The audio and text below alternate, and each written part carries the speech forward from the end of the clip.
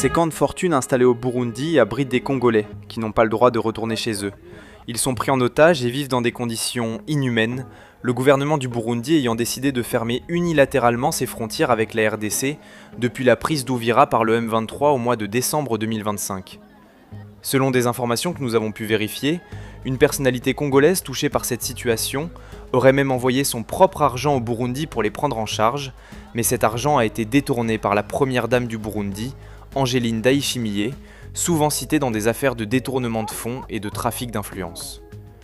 Désespérés et ne sachant à quel saint se vouer, ces réfugiés, qui ne demandent qu'à retourner chez eux, tentent de trouver des moyens de fortune pour traverser la rivière et rejoindre leur terre natale.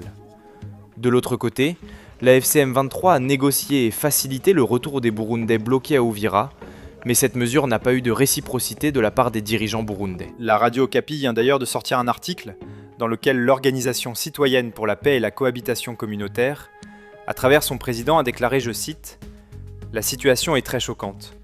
Nous avons enregistré plus de 105 personnes décédées dans différents camps de réfugiés au Burundi, causées par l'insuffisance d'hébergement approprié, le manque de soins de santé, l'absence d'une assistance humanitaire structurée.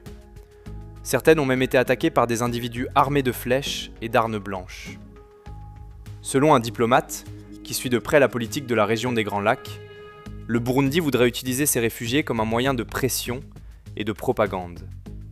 Il faut simplement ouvrir la frontière, ou alors laisser ces réfugiés rentrer chez eux, d'autant plus qu'il n'y a pas de guerre à Uvira.